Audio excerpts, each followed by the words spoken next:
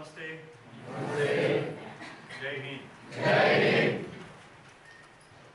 પ્રજાસત્તાક દિવસના સૌને અભિનંદન. 1950 26 જાન્યુઆરી આપણા રાજ્યમાં સત્તા આવી અધિકૃત રીતે. 15મી ઓગસ્ટે આપણે આઝાદ જરૂર થયા, પણ સત્તાનું સ્થાનાંતર કરતા સમય લાગ્યો.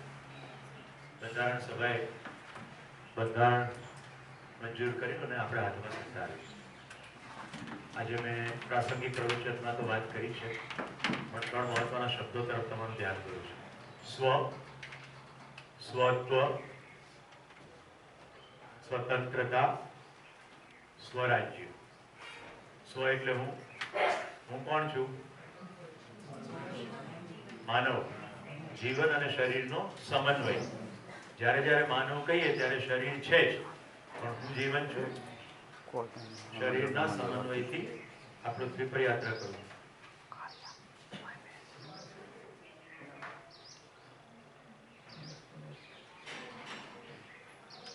હું જીવન છું.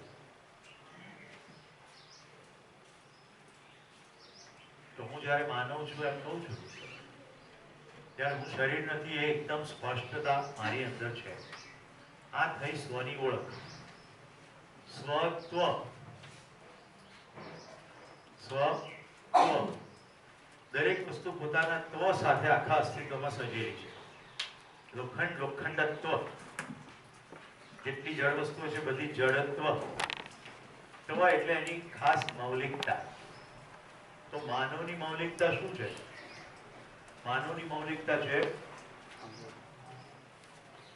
જેનું ધ્યાન જોઈએ તો ચાલો. માનવની એવી શું મૌલિકતા છે? પશુથી આપણે કઈ રીતે જુદા પડીએ? કલ્પનાશીલતા અને કર્મ સ્વતંત્રતા. બહુ સરસ. આપણે કશું પણ કરવા માટે સ્વતંત્ર છીએ, અને કરતા પહેલા આપણી પાસે ઘણી બધી કલ્પનાઓ પણ છે, અને એના માટે પણ આપણે સ્વતંત્ર છીએ. તો મારી પાસે હવે કલ્પના કરવા માટેના 2 વિકલ્પો છે. શરીરમાં જે પણ સંવેદનાત્મક મજા છે એ પૂરી કરવા માટેની કલ્પના, અને જીવનની જે નિરંતર સુખની પ્યાસ છે એ પૂરી કરવા માટેની કલ્પના. પહેલે દિવસે આપણે શું કહ્યું? પહેલો પ્રસ્તાવ કે હું સવારથી સાંજ સુધી કંઈ પણ કરું છું તે મારી જરૂરિયાત પૂરી કરવા જ કરું છું. મારી જરૂરિયાત સુખ, શાંતિ, સંતોષ અને આનંદની છે. અને શરીરની જરૂરિયાત આહાર, આવાસ, અલંકાર, દુર્ગમન, દૂરદર્શન, દૂરશમન. ઠીક છે? તો 6 વસ્તુને પૂરી કરવા માટેની કલ્પનાથી આપણી પાસે ટેકનોલોજીનો સંપૂર્ણ વિકાસ છે કે નહીં? ખાલી દૂરશ્રવણ જ કહીએ તો કેટલી બધી મોબાઈલમાં કરાઈ ગઈ છે. હવે જમણી બાજુનું કોલમ જોઈ લઈએ તો આપણી કલ્પનાશીલતા સુખ, શાંતિ, સંતોષ, આનંદ એટલે પરસ્પર સંબંધપૂર્વક જીવવું. પરિવારમાં સમજદાર હોય, પોતાનામાં સમાધાન હોય, સમાજમાં સુરક્ષા હોય, પ્રકૃતિમાં સંતુલન હોય. તો હવે એ દિશામાં કલ્પના ફેલાવી શકાય? આમાં તો બહુ કલ્પના કરી, હજી ચાલુ જ છે. તો મારી જરૂરિયાત પૂરી કરવા માટે હું જ્યારે કલ્પનાશીલતા ફેલાવું અને કર્મ સ્વતંત્રતા એને પૂરી કરવાના કર્મ કરું, ત્યારે કહેવાય સ્વત્વ. નહીં તો હું અહીંયા ખાવા જાઉં, ત્યાંય ખાવા જાઉં, ચાંદ ઉપર જઈને ખાવાની જ વાત કરું.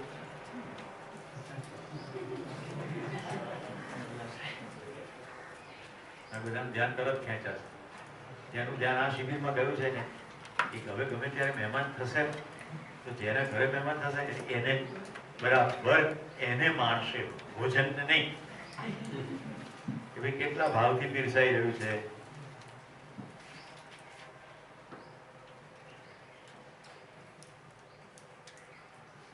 સ્વત્વ ખબર પડી ગઈ? સ્વ નું પ્રગટીકરણ, સ્વત્વ. હવે સ્વતંત્રતા. તો સ્વત્વથી જીવતા માણસોનો સમાજ જે નિરંતર સુખની અનુભૂતિ કરે છે એનું નામ જ સ્વતંત્રતા. કારણ કે હવે કોઈએ શાસન કરવાની જરૂર પડશે નહીં, કોઈએ ચલાવવાની જરૂર પડશે નહીં. એ પોતાની જાતે સ્વયંસ્ફૂર્ત રીતે ચાલશે એટલે થઈ ગયા સ્વતંત્ર. સ્વત્વનું પ્રગટીકરણ સામુદાયિક રીતે થાય એટલે બધાની સ્વતંત્રતા. તમને એમ થાય કે તો એકના સ્તરે નહીં, કોઈ બીજાને ચલાવવાની કોશિશ કરે છે ને, એ અર્થમાં જ આપણે પરતંત્ર અને સ્વતંત્ર શબ્દ જોઈએ કે અંગ્રેજો આપણને ચલાવતા, આપણે સ્વતંત્ર થઈ ગયા, હવે આપણને અંગ્રેજો નહીં ચલાવે. આપણે એ ભૂલી ગયા આપણી અંદર રહેલા લોકો આપણને ચલાવે છે કે નથી ચલાવતા. ટેલિવિઝનની અંદર જાહેરાતો આવે છે, ગોરે પર કાઢી 7 દિવસની અંદર ગોરા,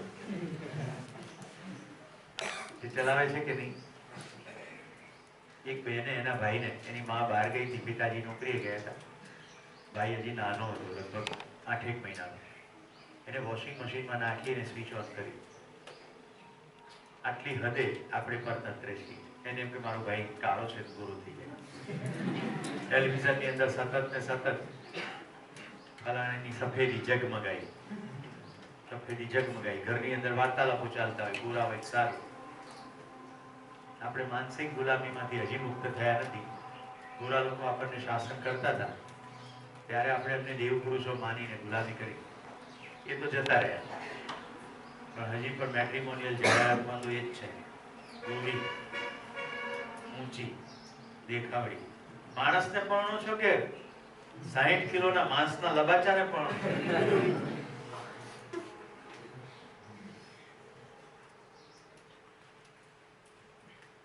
સ્વતંત્રતા સમજે? કાલે મને કોઈ એવું કીધું કે તમે સર્વનેતૃત્વમાં તો રાષ્ટ્રગીત ગવડાવો છો, અહીંયા કેમ નથી? આપણે સ્વતંત્રતાના કન્સેપ્ટ રાષ્ટ્રગીત પૂરતા સીમિત થઈ ગયા.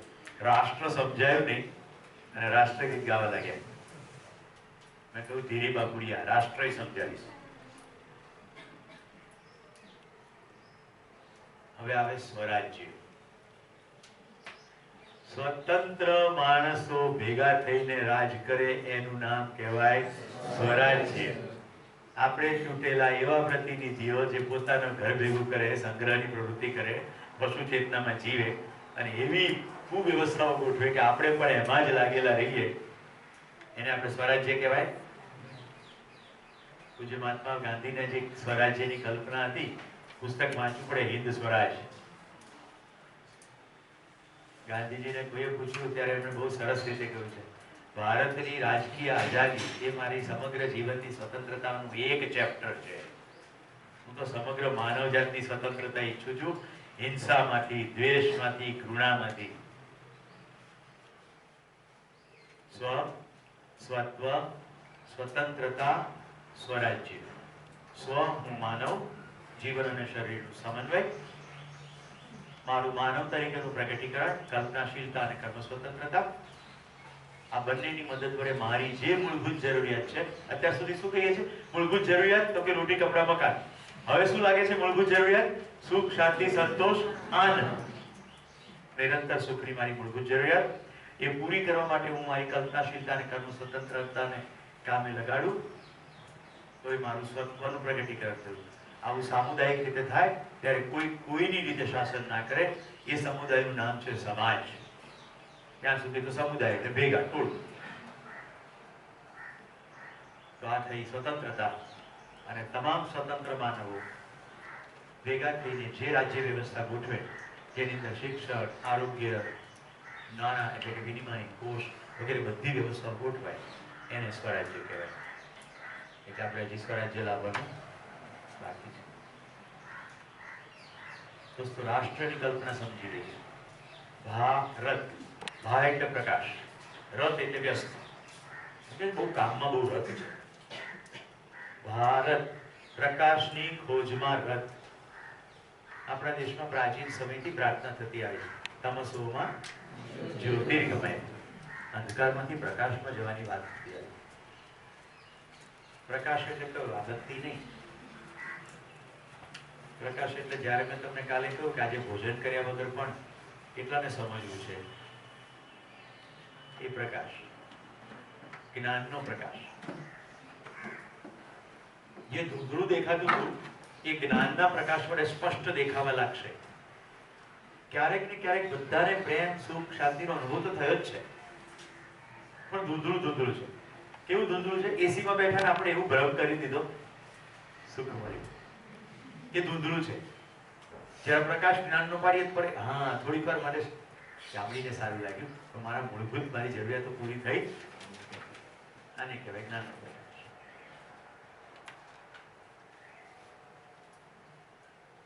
તો ભારત પ્રકાશની ખોજમાં રત એવા લોકોનો સમૂહ. એટલે જ્યાં જ્યાં પ્રકાશની ખોજ છે ત્યાં ત્યાં ભારત છે. ભારત જમીનના ટુકડાનું અને બોર્ડરનું નામ નથી. કદી આપણે એવી રીતે સદીઓમાં જીવ્યા જ નથી. ભારત દેશ દ્વારા કદી કોઈ દેશ ઉપર આક્રમણ થયું નથી. ભારત દેશમાં હંમેશા લોકો વિદેશથી આવે છે. ક્યારેક વેપારીઓ આવ્યા, ક્યારેક આક્રમણકારીઓ આવ્યા, ક્યારેક પ્રવાસીઓ આવ્યા. આપણે જે આવ્યા તે બધાની પાસેથી જે આપણને સારું લાગ્યું તે સ્વીકારી લીધું. આપણે ફૂલોનો ગજરો બનાવવાની કળા જાણીએ છીએ. દુનિયાની એકમાત્ર પ્રજા આપણે એવા છે જે કહીએ છીએ વસુધૈવ કુટુંબકમ. આ ભારતના જીવન મૂલ્યો છે. આખી પૃથ્વી એક કુટુંબ. પ્રાર્થના છે સર્વે ભવંતુ સુખીનઃ. પ્રાર્થના એવું કહે છે કે સર્વે ભારતીયો ભવંતુ સુખીનઃ, કે સર્વે ગુજરાતી સર્વે ભવંતુ સુખીનઃ, સર્વે સંતુ નિરામયા, બધા નિરોગી રહો. સર્વે ભદ્રાણી પશ્યંતુ, બધાનું ભદ્ર એટલે કે કલ્યાણ થાય. માં કશ્ચિત દુઃખ ભાગ ભવે, કોઈને પણ દુઃખ ના. આવી જેની કલ્પનાશીલતા છે. મારી પાસે જીવન વિદ્યા પહેલો જયારે પ્રસ્તાવ આવે ને મારા આખા શરીરે રોમાંચ થઈ ગયો. મને રાતોરાત ભારતીય હોવાનું એટલું ગજબ ગૌરવ થયું કે ભારતના લોકોએ કલ્પનાશીલતાનો ફેલાવ પોતાના આંગણા સુધી સીમિત નથી રાખ્યો. તું તારા પડોશીને પ્રેમ કર એટલે સુધી સીમિત નથી રાખ્યો. શું કહ્યું? સમગ્ર વસુધા, બધા જ. એમાં સર્વે કહેતાની સાથે તો વસુધાના સીમાડા પણ જતા રહે. કારણ કે આ વસુધા એટલે પૃથ્વી આટલી જ દેખાય છે, પણ અસ્તિત્વ કેટલું મોટું છે. કાલે આપણે જોયું ને, ખાલી થોડી કલ્પના લગાડજો. આ એક ગ્રહમાળાના હજી છેવાડાના ગ્રહ સુધી આપણે પહોંચી શક્યા નથી. હવે આપણી આ સૂર્ય ગ્રહમાળા, સૂર્ય એક નજીવો તારો છે આકાશગંગાની અંદર, મિલ્કી વેમાં. એ તારાની ફરતે આટલી ગ્રહમાળાનો હજી આપણે સીમાડો નથી જોયો. અને આવા અસંખ્ય સૂર્યો તો આપણી મિલ્કી વેમાં છે. અને પછી એવી અસંખ્ય આકાશગંગાઓ છે. અને આપણે એવું જ માનીને બેઠા છીએ આપણે જ એકલા છીએ. આપણામાંથી કેટલાકનો રસ પડી ગયો છે એ લોકો એલિયનની ખોજ કરે. પણ જો માનસિકતા યુદ્ધની જ છે કે એલિયન આક્રમણ કરશે તો આપણે એવું કલ્પના જ નથી કરી શકતા કે એલિયન આવશે અને યાનમાંથી બહાર નીકળી આપણને પ્રેમથી ભેટશે. એવું આપણે કલ્પના જ નથી કરતા. આપણે યુદ્ધની તૈયારીઓ એલિયન માટે કરી રહી. આપણામાં પશુ ચેતના હજી એકદમ નિરંતર ચાલી રહી. તે ઝૂંટવવાનું, ખોરાક ઝૂંટવવાની ચાલતી હતી પ્રવૃત્તિ, એ જ માનસિકતા હજી છે. યશ કેમ લાગે છે બેટા? બરાબર સમજાય છે?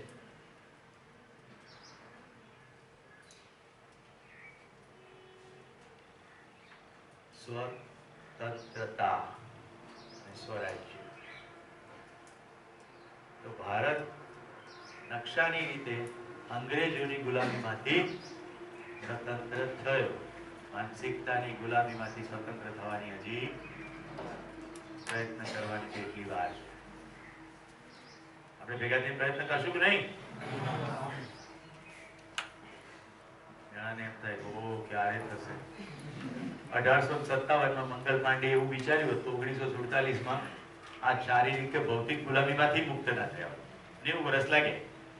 નિરાશ થવાની જરૂર નથી. ઇન્ટરનેટની ટેકનોલોજી આવી ગઈ છે. માનસિકતામાં બદલાવ લાવવા માટે વાયરલ મેસેજ પૂરતો થઈ પડે. એક માણસને બીજા માણસ સુધી પહોંચવામાં વાર લાગતી હતી.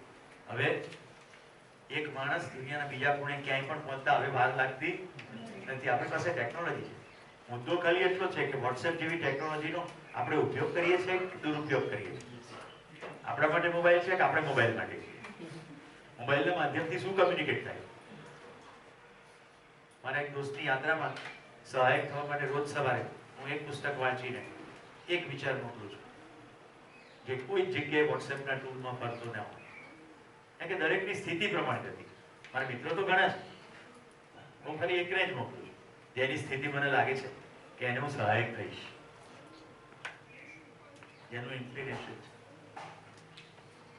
એ વિચાર હું ક્યાંથી લઉં છું? વર્ષો પહેલા બ્રિટનની અંદર સ્કોટલેન્ડ છે, એક મુલ્ક છે. જોકે સ્કોટલેન્ડના લોકો પાછા પોતાને બ્રિટિશર કરતા બહુ મહાન માને અને ત્યાં જુદા પ્રકારનો સંઘર્ષ ચાલે. પણ સ્કોટલેન્ડની અંદર પુરુષો સ્કર્ટ પહેરે છે, લાલ કલરના ચેક્સ વાળા સ્કર્ટ પહેરે છે. એ સ્કોટલેન્ડમાં ફીડહોર્ન નામની એક જગ્યા છે. અત્યારે ફીડહોર્ન કમ્યુન કહેવાય. ત્યાં ડેઝર્ટ જેવી જગ્યા, રણ જેવી જગ્યા. ત્યાં એલિન કેડી નામના એક બેન વસ્યા અને એમને એમ થયું કે મને કોઈ અદ્ભુત વિચાર આવી રહ્યા છે. અને વિચારો એમ કે છે કે અહીંયા બેસી જા. ત્યાં બેસી ગયા અને ત્યાં ધીમે ધીમે લોકો વસવા લાગ્યા. ફીડહોર્ન વસાહત ઊભી થઈ. એ બેનને જે વિચારો આવતા એ બોલતા. કેટલાક મિત્રોએ કહ્યું કે તમે આ લખો.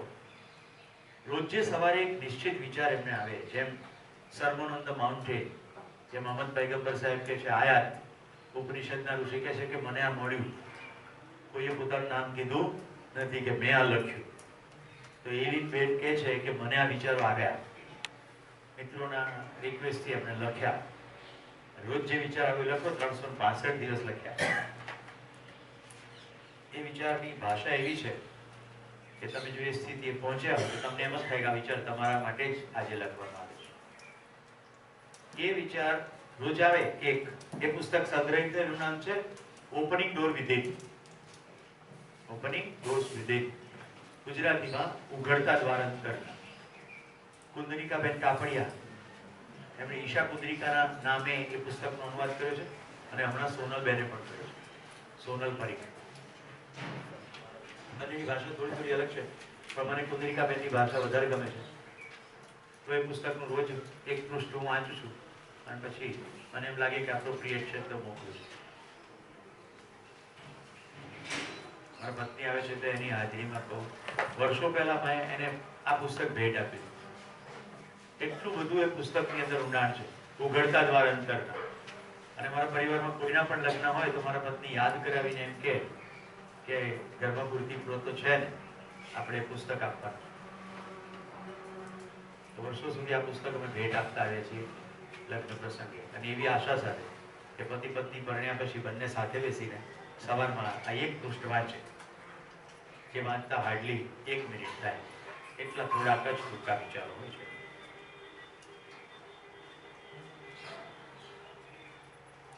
હું વાત કરી રહ્યો છું સ્વત્વ, સ્વતંત્રતા, સ્વરાજ્ય.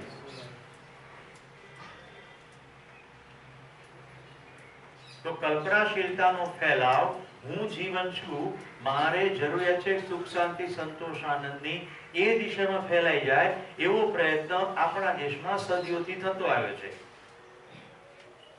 એ જ છે પ્રકાશની ખોજની કલ્પનાશીલતા. ભારત ક્લિયર? એટલે નેલ્સન મંડેલાને આપણે ભારત રત્નથી નવાજ્યા છે, જ્યારે કે એ તો દક્ષિણ આફ્રિકાના નેતા હતા. કેમ? કારણ કે જે ભારતના મૂલ્યો છે એ મૂલ્યોને એમણે પોતાના જીવન થકી પ્રકાશિત કર્યા છે. મને લાગે છે આવનારા દિવસોમાં આંગ સુ કી, મ્યાનમારના આંગ બેનને કદાચ આપણે ભારત રત્નથી સન્માનીશું. અત્યારે મને એવું લાગે છે, કારણ કે એમણે પણ બર્મામાં લશ્કરી સરમુખત્યાર શાસન સામે અહિંસક રીતે આટલા વર્ષો સત્યાગ્રહ કર્યો છે. દુનિયાના જુદા જુદા ખૂણે આપણા મૂલ્યોને પ્રકાશિત કરવાનું લોકોએ કામ કર્યું છે. ગાંધીજીની મહાનતા જુઓ.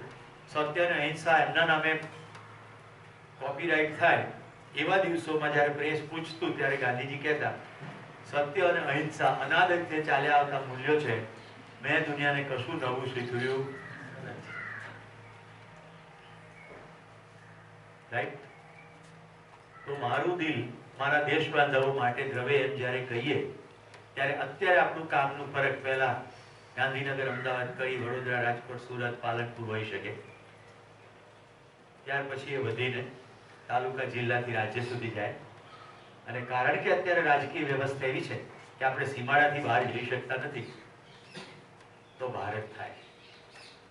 પણ એ કામ ત્યાંથી અટકતું નથી, એ કામ ત્યાંથી આગળ જાય છે. તો આપણે ખરા અર્થમાં ભારતીય છીએ. આ મંગલ દિવસે એક પ્રસંગ યાદ કરું છું, કેવી રીતે સીમાડાને પાર કરી જાય છે. કચ્છમાં ભૂકંપ આવ્યો ત્યારે મને તક મળી હતી ત્યાં સેવાની. મેં પાકિસ્તાનના ધાબળા અને દુબઈનું પાણી વહેંચ્યું છે, અને મેં રોજ દુબઈથી આવેલું પાણી જ પીધું છે. દુબઈની અંદર પાણી કરતાં ફળોના રસ સસ્તા છે, કારણ કે ત્યાં પીવાના પાણીની મોટી સમસ્યા છે. એટલે રિવર્સ ઓસ્મોસિસ પ્રોસેસ કરીને દરિયાના ખારા પાણીને મીઠું બનાવે છે. એ પ્રક્રિયા એટલી મોંઘી થાય છે કે ફળોના રસ ઇમ્પોર્ટ કરવા સસ્તા પડે છે. તો દુબઈથી આખા જહાજો ભરીને પાણી આવ્યું અને પાકિસ્તાનથી ધાબળા આવ્યા.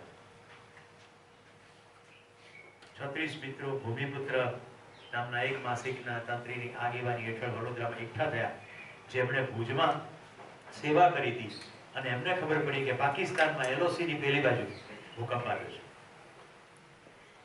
એમણે કહ્યું કે આપણે ત્યાં જઈએ. કેટલાક વડોદરાના ડાયા માણસો એવું કીધું કે એલઓસીની પેલી બાજુ જવું એટલે મોતને સામેથી આમંત્રણ આપવું. એલઓસી તમને ખ્યાલ છે ને, પૂંચ, રાજૌરી, કુપવાડા, રોજે રોજ ત્યાં ધમાલ ચાલે છે અને આપણા અસંખ્ય જવાનો શહીદ થાય છે. એલઓસી ની પેલી બાજુ જવું એટલે તમે આ રહેવા દો, બીજે ક્યાંય સેવા કરજો. એમાંના અગ્રણી કે ગોળીઓથી વિંધાય જેવું મંજૂર છે, પણ આજે જયારે આપણા ભાઈઓ બહેનો, આપણા બાળકો મુશ્કેલીમાં હોય અને આપણને આવડતું હોય કઈ રીતે આમાંથી બહાર નીકળવું, ત્યારે આપણે માનવતાનો સાથ પડ્યો છે એટલે જવું જોઈએ.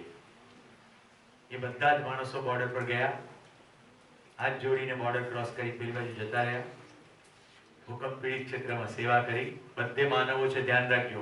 બોર્ડર ઉપર જેના હાથમાં બંદૂક છે એને એ પણ માનવ છે.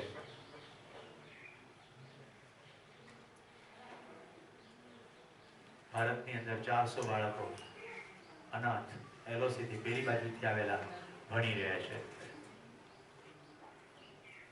હૈદરાબાદની અંદર જીવન વિદ્યાનું શિબિર થયું. ઇંગ્લિશમાં શિબિર પત્યો. યુનિવર્સિટીના વાઇસ ચાન્સેલરોને બોલાવવામાં આવે છે, સાર્ક દેશોના, એટલે પાકિસ્તાનના પણ આવે. શિબિર પત્યો 7મા દિવસે. તો પાકિસ્તાનના મેડિકલ યુનિવર્સિટીના વાઇસ ચાન્સેલર કે મારે ફીડબેક આપવો છે, એમ કરીને ઊભા થયા અને બોલ્યા, સૌથી પહેલા મારે એમ કહેવું છે કે હું મારા ઘરે પાછો આવી ગયો છું. પાકિસ્તાનની મેડિકલ યુનિવર્સિટીના વાઇસ ચાન્સેલર એ કે છે ભારતની અંદર કે મારે એ કહેવું છે કે હું મારા ઘરે પાછો આવી ગયો છું.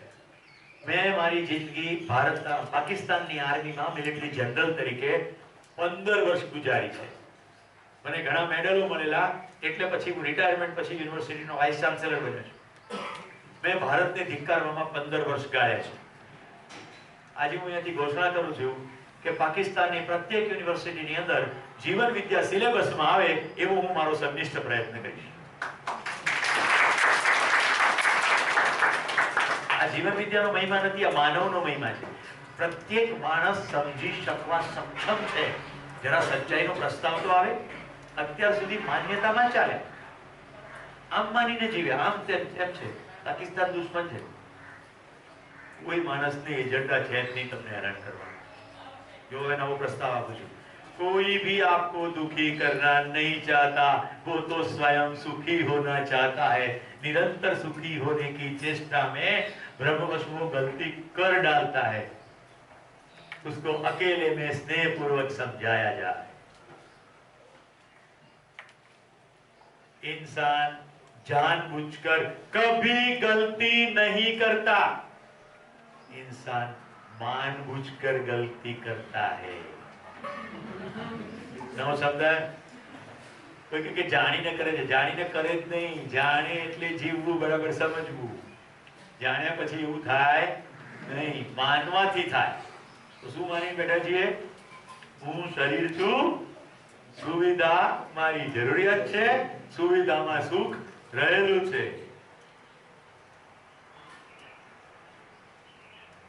કેટલા બેસવો પડે. હવે આને સુખની શરૂઆત થઈ ગઈ. જો હું કશું તમને આપતો નથી, રાઈટ, ખાલી હું તો બોલું છું, તમારી અંદર જ્ઞાનનો પ્રકાશ થાય છે, તમને મોજ પડવા માંડી. સમજાય છે ને? બોલા સુખ. હવે જો નિરંતર સુખનો અહીંયાથી સરનામું બતાવું. જો તમને અત્યારે આટલી જાણકારી માત્રથી સુખ થાય છે તો સમગ્ર અસ્તિત્વની અંદર અદ્ભુત વ્યવસ્થાઓની સતત જો જાણકારી રહે તો સતત સુખ રહે કે નહીં રહે? સવારે રાષ્ટ્રધ્વજને તો ફરક તો જોયો, એ વખતે ધ્યાન આવવું જોઈએ કે રાષ્ટ્રધ્વજ પદાર્થ અવસ્થા કાપડ એ એટલે ફરકી રહ્યો છે કે હવા નામની બીજી પદાર્થ અવસ્થા એની પર અસર કરી રહી. સમજાય છે? કેટલી વ્યવસ્થા છે અદ્ભુત. એ એક જળ પદાર્થ બીજા જળની વડે ગતિ કરતો જોવા મળી જાય. પક્ષીઓને ઉડતા જુઓ તો વ્યવસ્થાનું ભાન થવું જોઈએ. એટલી વ્યવસ્થાનું ભાન થતું જશે એટલું સુખ વધતું જશે. કાલે ખાલી ફૂલોને ખીલતા જોઈને તમે કેટલા સુખનો અનુભવ કરતા. આ તો સતત જ છે આપણી આજુબાજુ.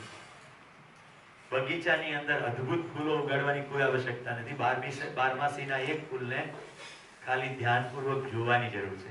એ પણ એટલું જ સૌંદર્યવાન છે જેટલું ગુલાબ કે બીજું કોઈ પણ ફૂલ હોય.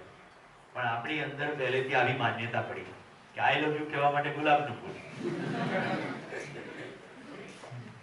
અહીંયા ફૂલ મુરઝાયેલું જો આઈ લવ યુ.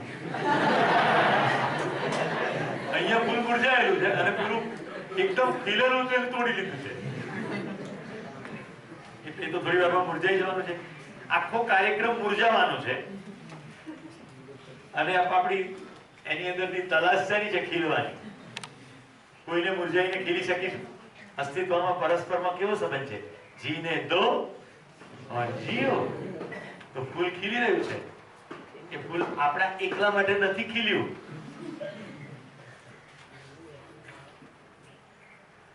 સવારે બાપુ ઉઠ્યા એ વખતે સૃજનબેન મહાદેવભાઈ દેસાઈ ના અવતાર માં યાદ છે? આપણને શું ગુમાવવાનું? મહાદેવભાઈ દેસાઈ ને ગાંધીજી ની વાત કરો તો કશું ગુમાવવાનું છે જ નહીં, ઉલટું આનંદ ની વાત છે. રાઈટ? તો મહાદેવભાઈ દેસાઈ ને બાપુએ કહ્યું કે પાણી લાવો, એટલે મહાદેવભાઈ તો ડોલ ભરીને પાણી લઈ આવ્યા. તો બાપુ કે લોટો લાવો અથવા પ્યાલો લાવો. ડોલમાંથી એમણે એક પ્યાલો લઈને પોતાનું મોઢું સાફ કર્યું. તો મહાદેવભાઈ હસતા હસતા કે તમે શું બાપુ આવી કંજુસાઈ કરો? આવડી મોટી નદી વહે છે. રાઈટ? સાબરમતીની વાત છે. તો બાપુ શું કે આ પાણી ઉપર મારો એકલાનો અધિકાર નથી. પશુ પક્ષી કુદરત ઘણાનો અધિકાર છે. મારી જરૂરિયાતથી વધારે હું જો પાણી વાપરું તો મેં અપરાધ કર્યો કહેવાય. આ પ્રસંગ વાંચ્યો ત્યારે મને થયું કે કેટલી અદ્ભુત વાત એમણે નાનપણ એકદમ નાની સૂક્ષ્મ બાબતમાં કરી નાખી.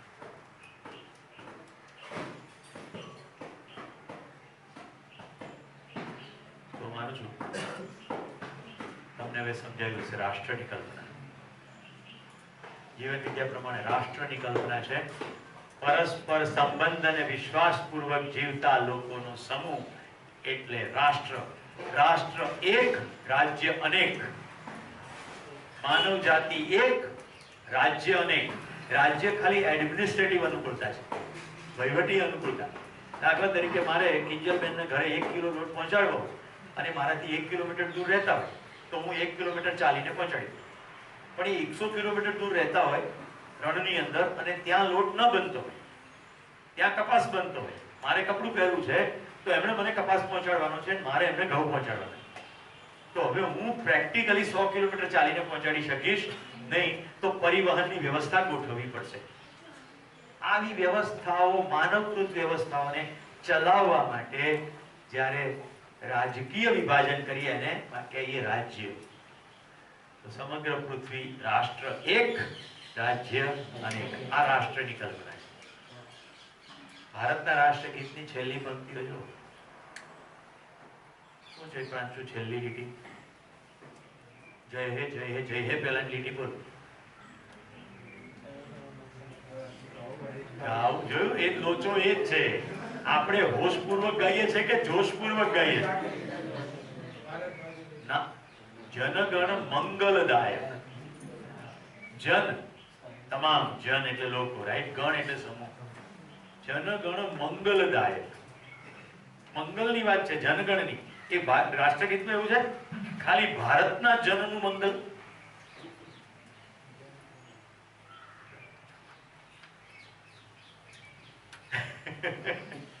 ધ્યાન જાય છે?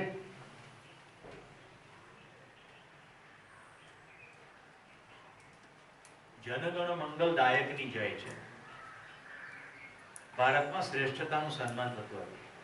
જીવન વિદ્યા પ્રમાણે શ્રદ્ધા નામના મૂલ્યને વ્યાખ્યાયિત કરીએ તો શ્રેષ્ઠતા કે પ્રતિ પૂજ્યતા કા ભાવ, श्रेष्ठता के प्रति पूज्यता का भाव એટલે શ્રદ્ધા. જો જેને અત્યારે આપણે શ્રદ્ધાના કેન્દ્રો ગણીએ છીએ, જેને દેવી દેવતા માનીએ છીએ, એને કેમ દેવી દેવતા માનીએ? એની કોઈક શ્રેષ્ઠતા તરફ આપણું ધ્યાન ગયું છે.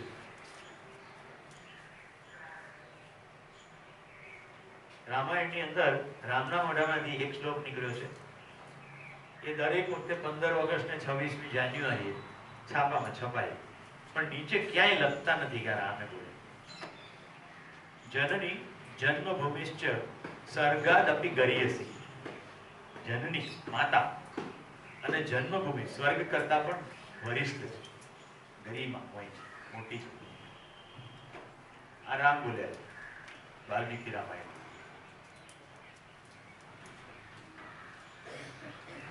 કેના પહેલી વાર ખબર પડી?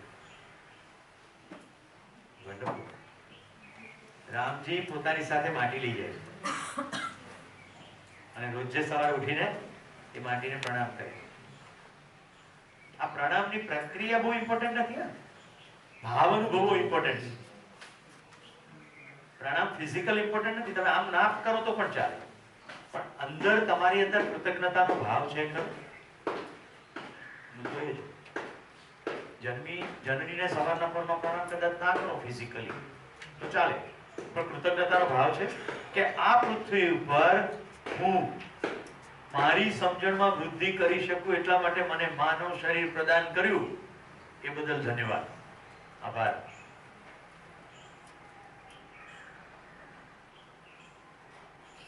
તો મિત્રો, આજના મંગલ પ્રસંગે જે જનગણ મંગલનો ભાવ છે, આવા એક ભાવ સાથે હું જેને પુત્રવત માનું છું, રાજુ ભાટિયા સુરતથી મને ફોન કરીને કહે છે તો મેં બધા શિબિરાર્થીઓ સાથે ખાઈશું. એ સુરતથી બધા માટે ચીકી લઈ આવે છે. હું થોડા વિલેન્ટરીને વિનંતી કરું બધાને મીઠું મોઢું કરાવવામાં આવે.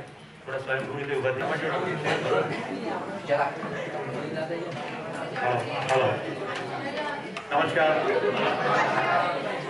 નમસ્કાર. આપણે રાજુભાઈને પ્રત્યેક કૃતજ્ઞતા વ્યક્ત કરીએ છીએ બધાનું મીઠું મોઢું કરાવવા બદલ. Thank you.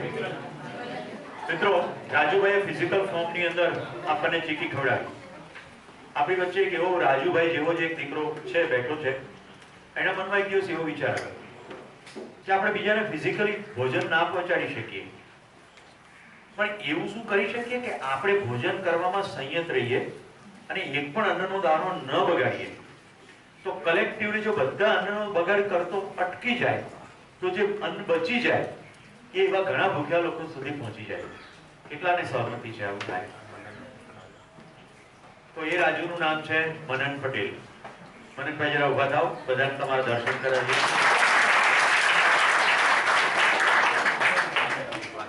તો આજે સવારે મેં તમને કહ્યું હતું પ્રજાસત્તાક દિનની પ્રાસંગિક સ્પીચમાં કે હજી આપણા ઘણા ભાઈઓ ભૂખ્યા છે, આપણી ઘણી દીકરીઓ બહેનો ભૂખી છે.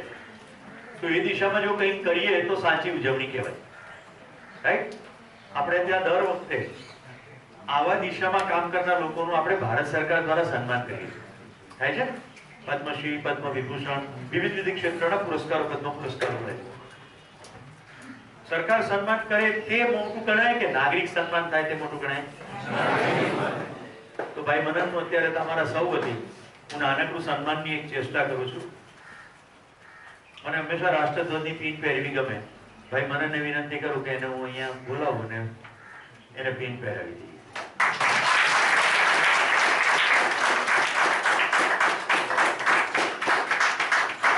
આપણી વચ્ચે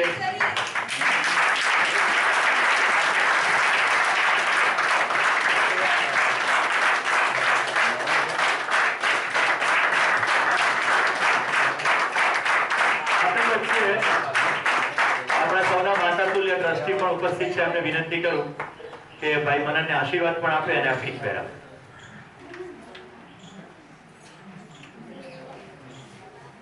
મલુબેન મુખી लोकनी केदार ट्रस्टी છે.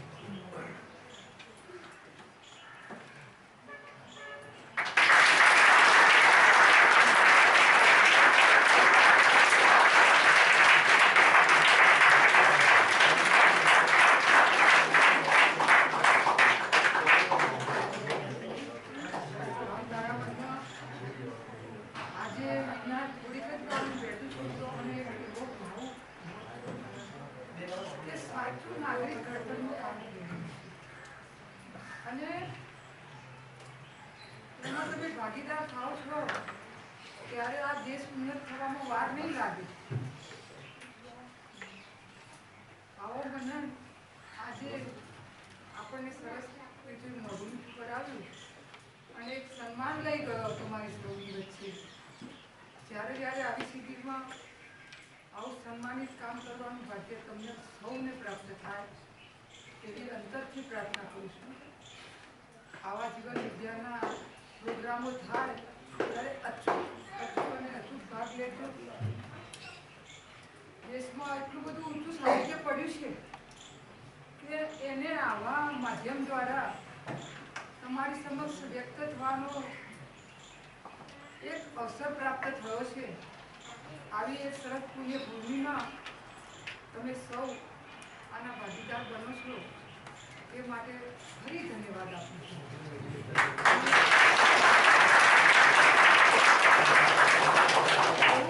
લઈને જાઓ કે અચૂક અહીંથી એવું કંઈક શીખીને જાઓ કે જીવનને ઉન્નત અને ઉન્નત બનાવો એવી અંતરથી તમારા સૌ પ્રત્યે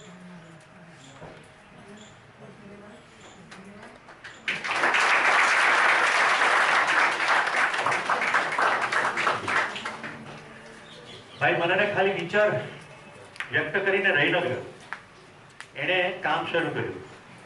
પહેલા વાત કરવાનું, પછી પ્રેઝન્ટેશન કરવાનું. સૌથી પહેલું કડીની અંદર કાર્યક્રમ થયો તો કડીની હોસ્ટેલની વિદ્યાર્થીની બહેનોને મળવાનું. તો મને જણાવતા અત્યંત આનંદ થાય છે કે કડીની હોસ્ટેલમાં 2 મહિનાથી એક પણ અનાજનો દાણો બગડે નહીં એવી રીતે હોસ્ટેલની વિદ્યાર્થીનીઓએ કામ કર્યું. અને ક્રમશઃ હવે ગાંધીનગરની કોલેજમાં પણ તો ટાર્ગેટ એવું છે કે પહેલા કડી યુનિવર્સિટીની તમામ હોસ્ટેલોમાં ફૂડ વેસ્ટેજ 0 થાય.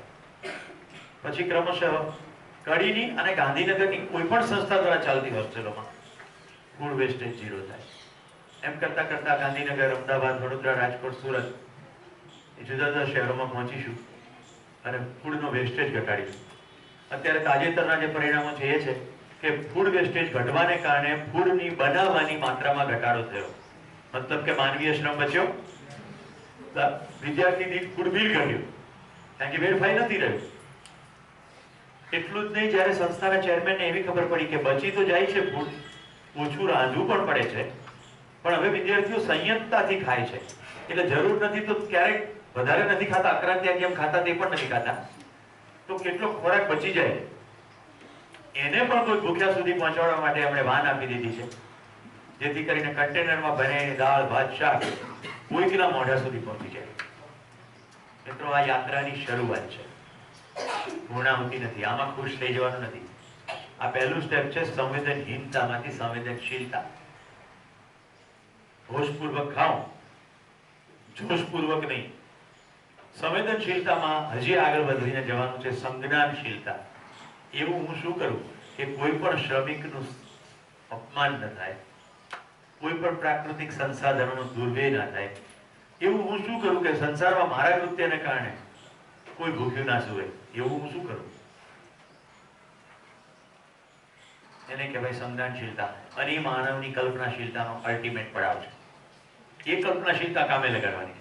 પ્રત્યેક કૃત્યને ટોટાલિટી સાથે, સમગ્રતા સાથે જોડવું. અને દિશામાં જીવન વિદ્યામાં આપણે આગળ ચાલશું. તો મિત્રો, ગઈકાલનું ક્વિકલી જેટલું કામ થયું છે જરા જોઈ લઈએ. માનવની આવશ્યકતા કેટલી? આ જે આવશ્યકતા છે, આ બધી શેની આવશ્યકતા છે? શરીર. અને આ આવશ્યકતા જીવન. કેમ અહીંયા દેખાતું નથી?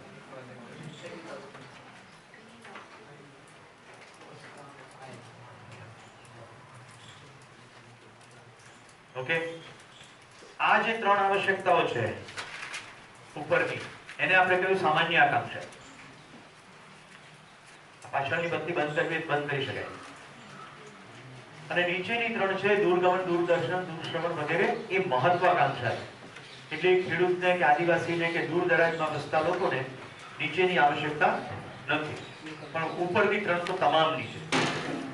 જીવનની આવશ્યકતા તમામે તમામ માનવોની છે. રાઈટ? આવશ્યકતા પૂરી કરવા માટે, શરીરની આવશ્યકતા પૂરી કરવા માટે શ્રમપૂર્વક ઉત્પાદન, જીવનની આવશ્યકતા પૂરી કરવા માટે સંબંધપૂર્વકની સમજણ. જે શરીરની આવશ્યકતા છે એને કહીએ સુવિધા. પશુઓ માટે આવશ્યક પણ છે, પર્યાપ્ત પણ છે. આપણું શરીર પણ પશુ જેવું છે, આવશ્યક છે. શરીર માટે તો પર્યાપ્ત છે, પણ હું શરીર નથી એટલે આટલું સુવિધા પૂરતી થઈ પડતી નથી. ધરતીની તમામ સુવિધાઓ સુખ મેળવવા માટે નકામી છે. મારી જરૂરિયાત એટલે શરીરની જરૂરિયાત માટે તો સુવિધા જોઈએ. સુવિધા એ મારી જરૂરિયાત નથી. મારી જરૂરિયાત છે સુખ, જે મળે સમજણથી. સમજણ કેટલી જોઈએ? સ્વયંની સમજ, પરિવારની સમજ, સમાજની સમજ, સંપૂર્ણ અસ્તિત્વની સમજ. અત્યારે હજી આપણે સ્વયંની સમજના સ્ટેપ નથી લીધું. અત્યારે આપણે પરિવારની સમજનું પણ સ્ટેપ નથી લીધું અને સમાજની સમજનો વિચાર પણ નથી કર્યો.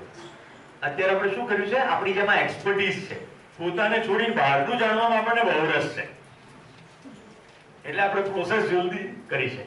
સમગ્ર અસ્તિત્વની સમજમાં આપણે બહારની બધી અવસ્થાઓની વાત કરી રહ્યા છીએ. તો ગઈકાલ સુધીમાં તમે જેટલું જોયું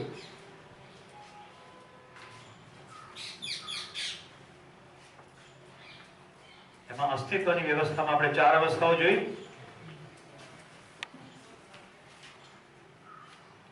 આપણે સ્વરૂપ પણ જોયું હતું, યાદ છે બધાને? કે આવા લચ્છા માર્યા છે આપણે પદાર્થ અવસ્થા, પ્રાણ અવસ્થા, જીવ અવસ્થા બધું જોયું. અને કાલે આપણે પદાર્થ અવસ્થાની વ્યવસ્થા જોઈ. એક અથવા એકથી વધુ અંશો મધ્યમાં પોતાની ધરી ઉપર વર્તુળાકાર ગતિ અને એને ફરતે જુદા જુદી કક્ષા એટલે પરિવેશની અંદર પોતાની ધરી ઉપર વર્તુળાકાર ગતિ અને પરિવલયાકાર ગતિ ફરતે. આવી ગતિથી ભૌતિક પદાર્થનો નાનામાં નાનો એકમ પરમાણુ છે.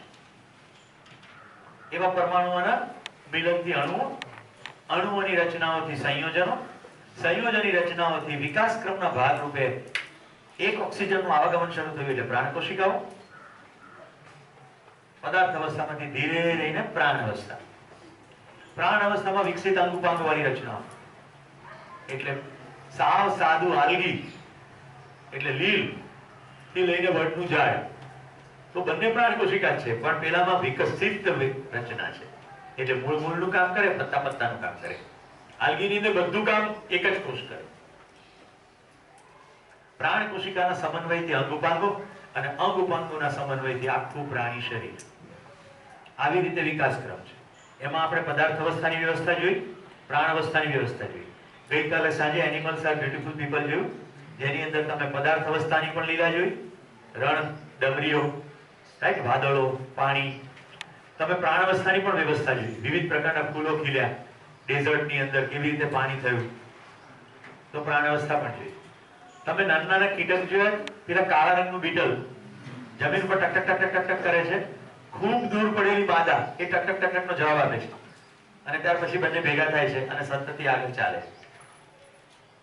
ખાવા અને ખવાઈ નહીં જવાની સંરક્ષણાત્મક વ્યવસ્થાઓ જોઈ. બધા પાણીમાં કેવી રેતીમાં કેવી રીતે જુદી જુદી રીતે ઘૂસી જાય છે. તમે જેમાં બહુ અવસ્થા જો ધ્યાનથી જોયું હોય તો શાવડી બે સાથે અંદર દળમાં જાય છે, પણ મોઢું અંદર નાખે છે, પૂંછડું બહાર રહે છે. ભૂંડ પણ બે સાથે જાય છે, પણ ઉલટા ઉલટા સાથે જાય. એ તમે જોયું? કેટલાક પાછલા પગથી રેતી ખોદી કાઢે છે, ગેકો જેવા. પહેલા ડાબો હાથ અને પગ, પછી જમણો હાથ અને પગ. અને કેટલાક એકદમ સડનલી જેમ પાણીમાં ડાઈ મારતા એમ ઘૂસી જાય. આ બધું જોયું ને? વ્યવસ્થા છે કે અવ્યવસ્થા છે? કેટલાક લોકો ફિલ્મ જોવા એટલા માટે નથી આવતા, એ લોકોના મનમાં એવો ભ્રમ છે કે મેં તો આ ફિલ્મ જોયેલી, એટલા માટે મેં ઘડિયાળ બતાડી તમને કે આપણે જો જોવા ઈચ્છીએ તો જ જોઈએ છે, નહીં તો જોતા નથી. કેટલાક લોકોને એવો પણ ભ્રમ છે કે મને ખબર છે એટલે મારે ગોષ્ઠીમાં બેસવાની જરૂર નથી. મને 6 શિબિરો કર્યા પછી અને 18 શિબિરોના પ્રબોધન કર્યા પછી ગોષ્ઠીની અત્યારે એટલી જ આવશ્યકતા લાગે છે જેટલી પહેલે દિવસે લાગતી. કારણ કે આપણે મૂળ સૂત્ર છૂટી ગયું છે. સ્વયંમાં નિરીક્ષણ પૂરતું નથી થઈ પડતું, સાથીમાં પરીક્ષણ. ગોષ્ઠીમાં જ્યારે બેસો ત્યારે તમારો સાથી કોઈ બિંદુ બોલે છે ત્યારે તમારું સડનલી ધ્યાન જાય છે. કાલે મેં ફાલ્ગુનીબેનને ઉદ્દેશીને એક વાક્ય કહ્યું કે કશું સ્થિર નથી. યાદ છે બેન? મારું એ વખતે સડનલી ધ્યાન ગયું છે, કારણ કે આપણ ગોષ્ઠી જ છે, આપણે સંવાદ જ કરીએ છીએ ને. હું પૂછું છું, તમે જવાબ આપો છો. ગોષ્ઠી દરમિયાન આ તો માનવનો મહિમા છે, વિચારનું સંક્રમણ થાય. મેં પહેલે દિવસે એવું કહ્યું હતું કે આખા શિબિરનો કોઈ મહત્વનો કાર્યક્રમ હોય તો એ ગોષ્ઠી શિબિર નથી. શિબિરમાં તમારી પાસે ખાલી પ્રસ્તાવ આવે, એ પ્રસ્તાવને તપાસવાનો છે તર્કપૂર્વક, માની લેવાનો નથી. નહીં તો શિબિર પત્યા પછી એક નવી માન્યતાનો વાડો શરૂ થશે. એ વાડાનું નામ શું હશે? જીવન વિદ્યા. એટલે મોટો ભ્રમ છે, આવી માન્યતા છે કે હું તો બધું જાણું છું. સોરી, જીવવામાં ના આવે ત્યાં સુધી આપણે કશું જાણતા નથી, માનીએ છીએ. તો હવે આગળ ચાલીએ. યસ નિરંતર સુખની પ્રાપ્તિ માટે નિરંતર સ્વીકૃતિ અને નિરંતર વ્યવસ્થા હોવી જોઈએ. નિરંતર વ્યવસ્થા હોવી જોઈએ નથી કહ્યું. નિરંતર સુખની પ્રાપ્તિ માટે નિરંતર વ્યવસ્થા જાણીએ અને વ્યવસ્થા પૂર્વક જીવીએ હોવી જોઈએ. એવું તો આપણે આવતું જ નથી. જીવી હેલો, હવે એનો વધારે વિગતે જાઓ. આ ગોષ્ઠી નિરંતર વ્યવસ્થા જાણીએ અને નિરંતર વ્યવસ્થામાં જીવીએ. હવે 3 અવસ્થાઓ તો વ્યવસ્થિત છે, એને જાણવા માટે શું કરવું પડશે? જો જરા જો, જો જરા જો, જો ને પેલી નદી વહે તે ને તું જો. જરા નદીને જોઈએ તો ખબર પડે એક નદીમાં બીજી વાર ડૂબકી પણ મારી શકાતી નથી, કારણ કે નદીનું પાણી નિરંતર વહી રહ્યું છે. તમે એકવાર માથું બોળીને બહાર નીકળો અને ફરી માથું બોળો તો એ નદીમાં નથી બોળી રહ્યા, કારણ કે એ પાણી તો ગયું, આ બીજું પાણી આવ્યું. કાંઠા સતત ઘસાય છે, નવા થાય છે, તળિયાની રેતી સતત નવી થાય છે. ક્યાંથી એક નદીમાં બીજી વાર ડૂબકી મરાય? આનું નામ તો જોવું છે. મને 30 વર્ષ થશે અનાદરાથી ચડવીને ઉપર જવામાં. આબુની તળેટીમાં અનાદરા નામનું એક ગામ છે અને ઉપર હનીમૂન પોઈન્ટ તરીકે પ્રખ્યાત એક પોઈન્ટ છે જેને ગણેશ ટેકરી અથવા સનસેટ પોઈન્ટ કહે છે. ત્યાંથી ઉપર ચડી 6 કિલોમીટર થાય અને પછી 2 કિલોમીટર નખી લેક આવે, એટલે 8 કિલોમીટરનો ટ્રેક આ 30 વર્ષથી હું કરતો આવ્યો છું. હજી સુધી મને યાદ નથી કે મને ક્યારેય પણ કંટાળો આવ્યો હોય. એક જ ટ્રેક છે, મારી સાથે બેલ વોલીવાર આવે, આ ટ્રેકિંગનો ટ્રાય ના કર્યો હોય અને પછી ટ્રેક કરે, પછી આપણે બીજી વાર કહીને અનાદરાથી જવાનું છે, એટલે કશું નવું લાવે. હવે એ ટ્રેક સેમ નથી. વાંસના ફૂલો 40 કે 45 વર્ષે એક છોડમાં એક જ વાર આવે. ધ્યાનથી સાંભળજો. વાંસમાં ફૂલો 40 કે 45 વર્ષે એક વાર આવે. હા, તમે શૂન્યમાં હો ત્યાં તો તમને વાંસની જ ખબર ના હોય, એટલે સમજો કે 1 વર્ષના હોય ફૂલ આવેલા ત્યાં તો તમે જોયા નહીં, પછી 45 વર્ષે ફૂલ આવે તો તમે જોયા. 90 વર્ષે જોવાના તો આખો રહ્યો હોય તો જુઓ અને હોય તો જુઓ, નહીં તો જુઓ નહીં. મતલબ એક વાંસનું ઝાડ ખાલી જોવાનો કાર્યક્રમ કર્યો ને આખી જિંદગી ગાવડી એક જ વાર જોઈ. હવે એ અનાદરના રસ્તે કેટલાય બધા વાંસના ઝાડ છે. આટલી ક્યુરિયોસિટી ભરવી પડે કે આમાંથી ફૂલો નથી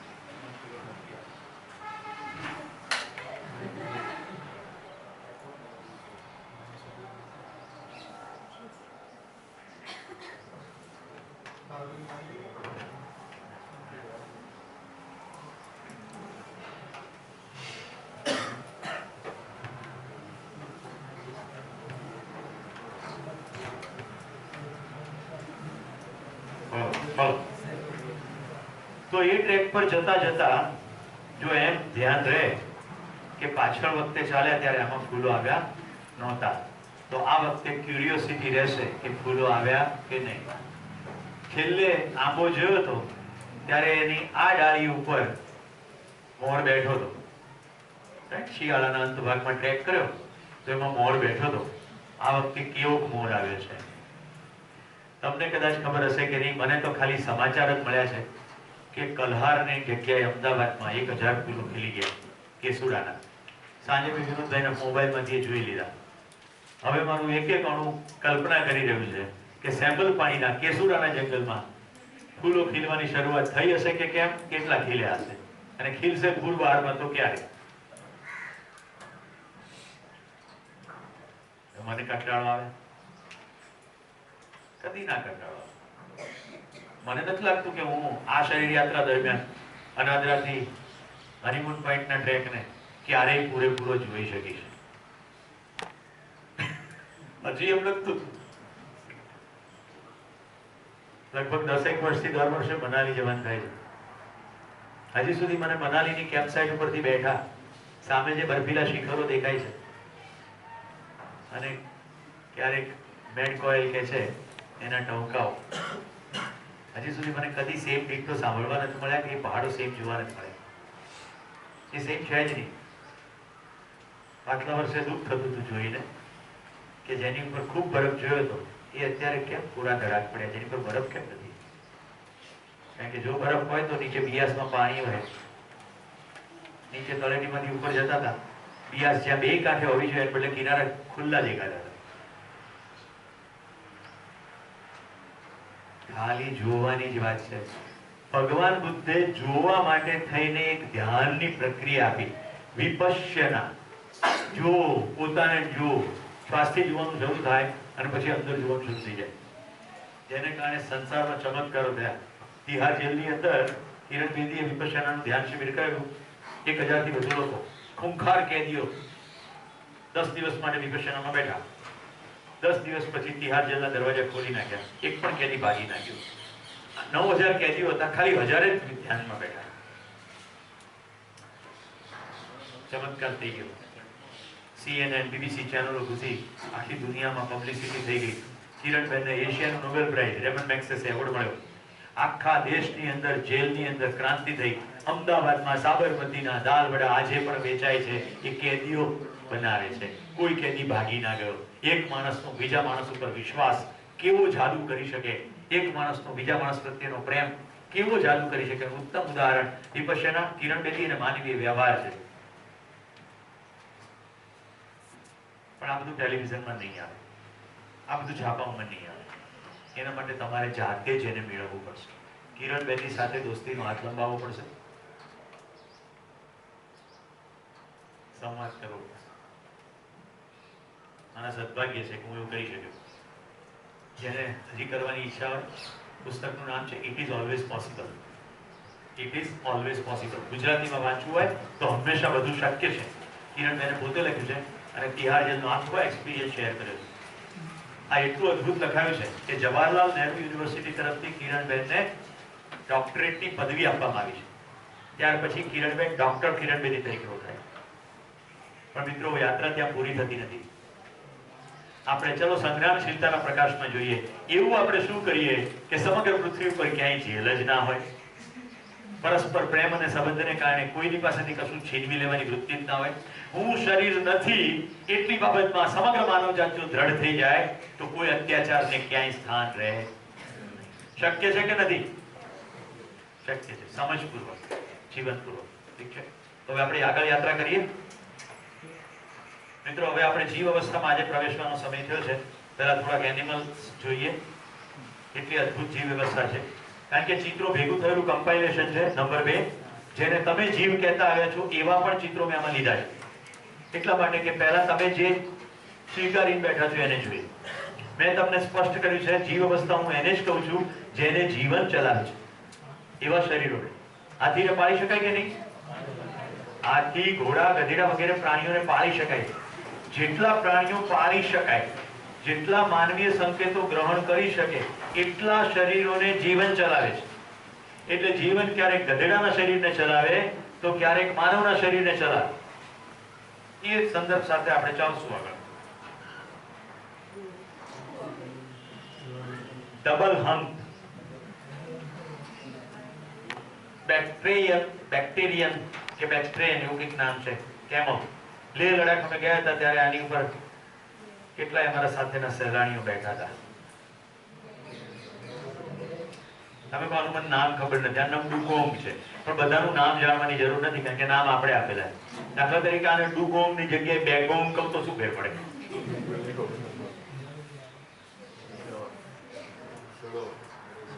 સી લાયન. કેટલાક પોતાનું ઘર સાથે લઈને ફરે.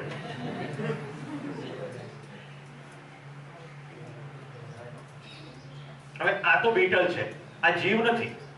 આ શું છે? નાની પ્રાણ કોશિકા છે હરતી ફરતી, કારણ કે એને પાળી શકાય નહીં, એ માનવીય સંકેતોને ગ્રહણ ન કરી શકે. એને એમ તો બીટલ અહીંયા એ ના આવી શકે, પણ કૂતરાને એમ તો તાર.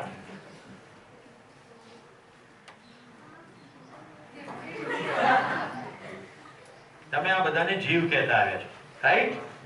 કહેતા આવ્યા છો ને? આપણી બધી શાળાઓમાં જીવની વાત કરીએ, પ્રાણીઓની વાત કરીએ એટલે બધું લઈ લઈએ આપણે. અત્યારે મારે તમારું ધ્યાન ખાલી એટલું દોરવું છે કે વૈવિધ્ય જુઓ. આ જે વિવિધતા છે એ મૂળભૂત રીતે પદાર્થ અવસ્થામાં થતી જ વિવિધતા છે. બતાડું કેવી રીતે. H2 અને O2 બે ભેગા થઈને પારદર્શક પ્રવાહી થાય છે પાણી, પણ એવા કેટલાય ગેસીસ છે જે ભેગા થયા પછી જે પ્રવાહી થાય છે તે રંગીન હોય છે. તમારા જાત જાતના ટેસ્ટ છે, લિટમસ ટેસ્ટ ને વગેરે, એની મદદથી તમે એવું શોધી કાઢો છો કે એનો રંગ કેવો થાય તો મૂળ કેમિકલ કયું હશે. તો આ જે વૈવિધ્ય છે એ જુઓ. આ ભાલો જોડે લઈને ફરે. ભાલો કેમ? આપણે જો ભાલાથી બીજાને મારવાનો પ્રયત્ન કરે છે ને એટલે માનસિકતામાંથી આપણને આ ભાલો દેખાય. એના માટે તો ખોરાકની વ્યવસ્થા છે. કાલે જોયા હતા ને? આ અત્યંત પ્રાથમિક કક્ષાના પ્રાણ કોશિકાઓની રચના છે.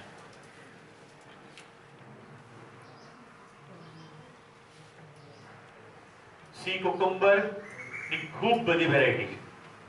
સી કુકુંબર એટલે કાકડી. આ તો કાકડી નથી, પણ સી કુકુંબર એક્ઝેક્ટ હાથમાં લીધું હોય તો કાકડી જ લાગે.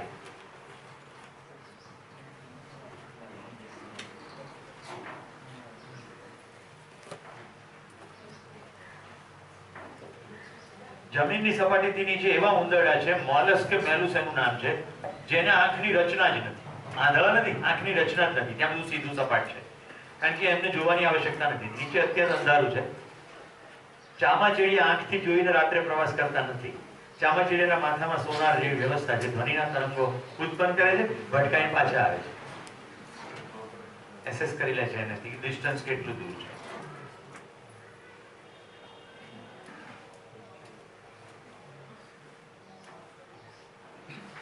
આ જયારે ચિત્રો બતાવું છું ત્યારે વ્યવસ્થાનો બોધ થાય છે કે આટલી બધી અદ્ભુત રચનાઓ છે એ વ્યવસ્થા છે કે અવ્યવસ્થા છે.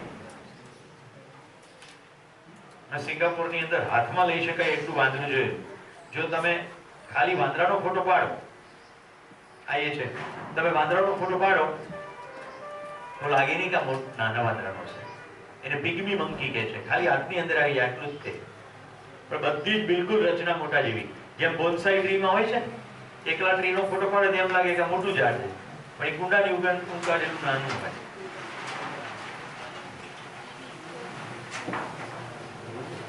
કોઆલા તો આમાંના કેટલાક પાળી શકાય, કેટલાક નહીં પાળી શકાય.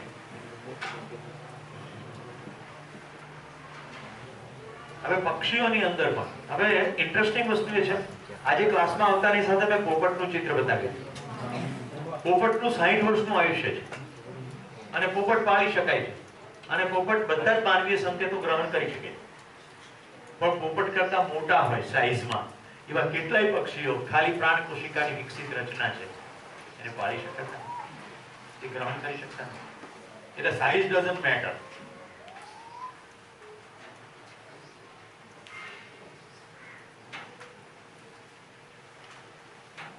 આપણે સામાન્ય ભાષામાં બતક કહીએ. બતક, મરઘી,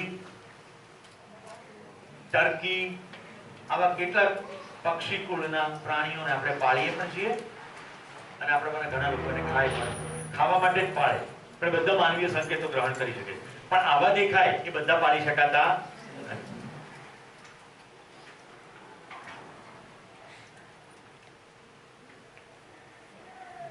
ઓળખો છો?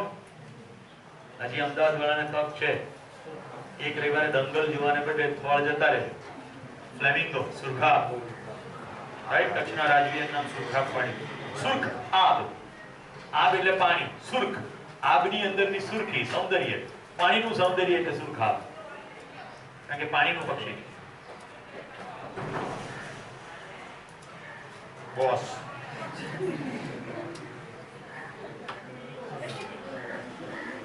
આ તો આપણું પ્રિય છે. હવે આપણે વ્યવસ્થાનો થોડો બોધ કરીએ.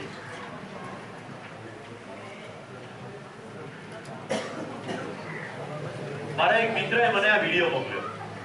જો વ્યવસ્થાનો બોધ કરવાની કોશિશ કરું છું. આ વિડીયો જુઓ.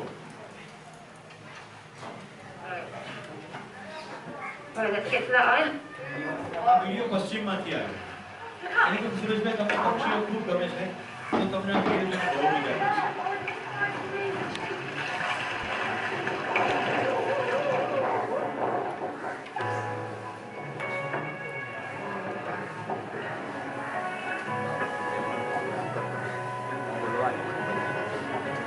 આકાશની અંદર જે વાદળો જેવી રચના થાય છે, આ બધા પક્ષીઓ છે.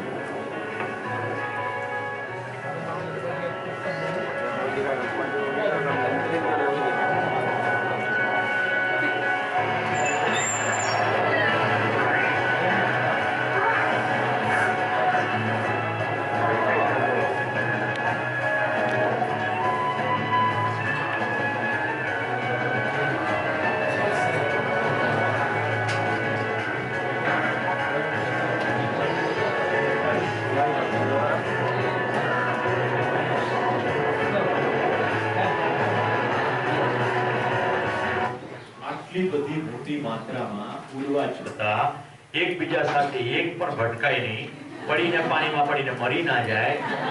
વ્યવસ્થા છે કે અવ્યવસ્થા છે? પદાર્થ અવસ્થામાં પહેચાનના નિર્વાહ કરવા, પ્રાણ અવસ્થામાં પહેચાનના નિર્વાહ કરવા, જીવ અવસ્થામાં માનના પહેચાનના નિર્વાહ કરવા. એટલે આ ભાઈ મને વિડીયો મોકલી કે અમારે ત્યાં હું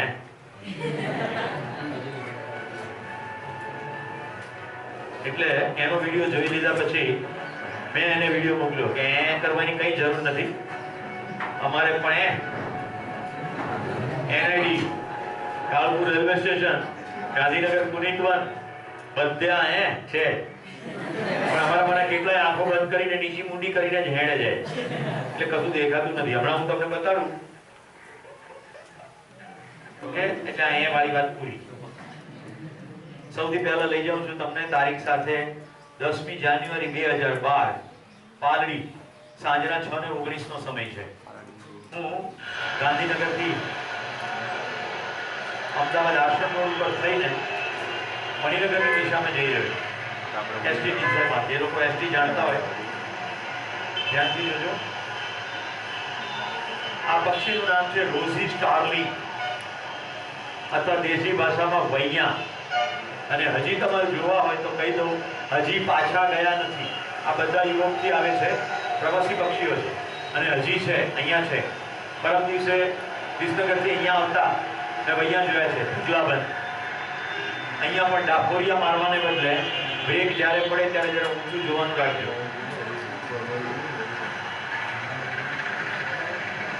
પેલા બેનને ફાયદો એ હતો કે નદી કે દરિયા કાંઠેથી એમણે લીધું છે એટલે એમને મોટું ફલક મળ્યો.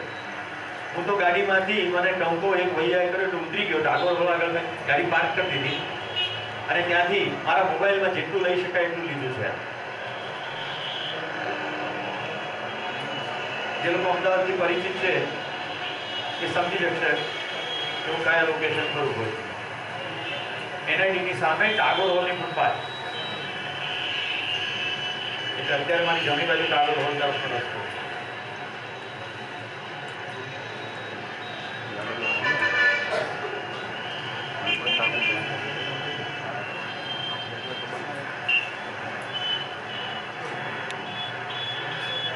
જોઈ લો હવે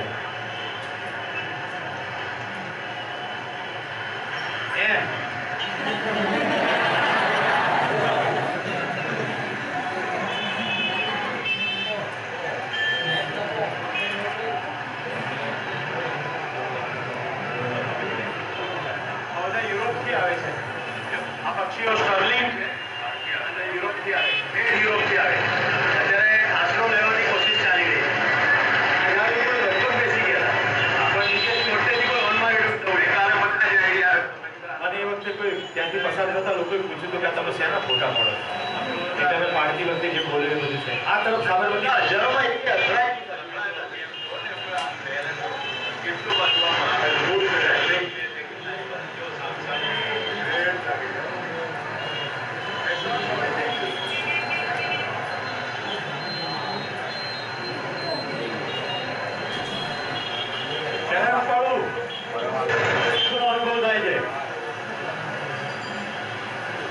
વ્યવસ્થા જાણીશું અને વ્યવસ્થામાં જીવીશું.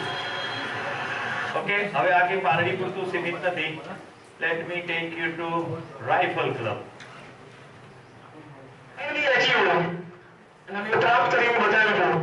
જે લોકો વંદન ઠક્કરને ઓળખે છે,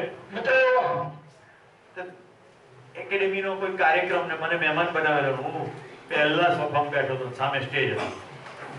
આમ સામાન્ય રીતે આપણે કોઈ પ્રકારનું પદ ધરાવતા હોઈએ તે વખતે તે પદની ગરિમાને અનુરૂપ વર્તવું જોઈએ. તમે એમ ગમે તેમ ઉભા થઈને હેડવા ના માંડીએ.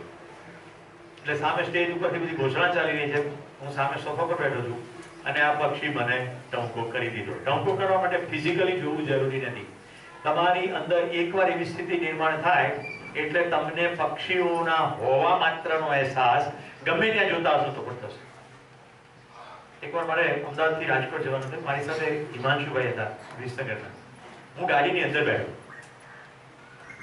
એસજી હાઈવે પરથી ગાડી ચાલે, તમે સમજી શકશો 80 ની આજુબાજુની સ્પીડ હોય. હજી વૈષ્ણોદેવી સર્કલ આવે તે પહેલા મેં કીધું હિમાંશુભાઈ ગાડી રોકો. મને સિગ્નલ મળ્યું, મેં કાચમાંથી આમ બહાર જોયું, મને લાગ્યું કે અહીંયા હરિયલ છે. હરિયલ એટલે ગ્રીન પીજીએન, આપણો જે કબૂતર છે ને એ તમે બધા રાખોડી રંગના જોયા. હરિયલ એટલે લીલા રંગનું મોટી સાઈઝનું કબૂતર જેને કાંકરો સહેજ તીરો હોય. એને આશ્ચર્યનો પાર નહીં કે આટલી ઝડપી ગાડીમાં ઝાડની ટોચે હરિયલ બેઠા જેવી તમને કેવી રીતે પડી ગઈ. અમે ગાડી ઊભી રાખી અને મારા માટે અત્યંત રોમાંચની ક્ષણ હતી. 2 કે 5 હરિયલ માંડ જોવા મળે. અમારા ઘરને ઉપર સાગના ઝાડમાં જો 1 કે 2 હરિયલ આવે ને તો અમે ઘરના બધા લોકો બધું કામ પડતું મૂકીને હરિયલ જોડે છે. નાસ્તો નાસ્તા જે જગ્યાએ ઠકતો રહે ત્યાં ઠરી જાય. હરિયલ હરિયલ હરિયલ એક સામટા 52 હરિયલ. હવે 52 કેવી રીતે? તો ગાડી થોડીક આગળ ઊભી રહી, અમે ચાલતા ચાલતા આવ્યા. મેં કીધું બરાબર મન ભરી જોઈ લેવા, આટલા બધા હરિયલ જોવા નથી મળતા. એટલે બધા હરિયલ ગણ્યા. પછી હિમાંશુને મેં ગૂગલ કરીને બતાવ્યું કે આટલે દૂરથી તેને સ્પષ્ટ ખ્યાલ નહીં આવે એનું સૌંદર્ય કેવું છે. આ જો ગૂગલમાં, એટલે હરિયલ એને જોઈ લીધું. પછી મેં કહ્યું હવે આપણે નજીક જઈએ. પણ હરિયલ શાહી પક્ષી છે, શરમાળ છે અને બગડાનું છે. ઘર આંગણે આવે તો રાજી થવું જોઈએ. એટલે હરિયલ હવે આપણે જેવા ઝાડથી નજીક જઈશું કોઈ એક તબક્કે નજીકમાં નજીક જોઈ શકાશે, પછી બચાવડી જશે. હું મારું ધ્યાન વિડીયોમાં હશે એટલે તું ધ્યાનથી જોજે, કારણ કે મારે આ તક ગુમાવી નથી. એટલે મેં કેમેરો બરાબર એલર્ટ રાખ્યો અને બધા 52 હરિયલ ઉડી ગયા. ને હવે તમને શું કીધું? પક્ષી જોવાની વૃત્તિ હશે તો પક્ષી ટૌકા કરશે એટલે એમ ટૌકા નહીં કરે, એ સૂરજ મને જો. તમને એવું કેમ થાય છે? તમને પણ એવું થાય. મારે દોસ્ત મને કે તમને કેવી રીતે ખબર પડી જાય? પડી જાય, તમને પડી જશે. ઓકે, જુઓ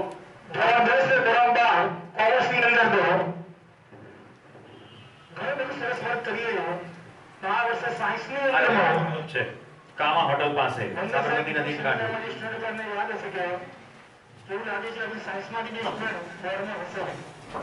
એટલે મારે ટવકો થયો અને મેં બધું ભૂલીને કેમેરા ચાલુ કરી દીધો. મેં ડાફોડિયા મારવાનું ચાલુ કરી દીધું ઉપરના ભાગમાં, એટલે એમાં સોફામાંથી ઉઠવાની જરૂર હતી નહીં. દેખાય છે લીલા?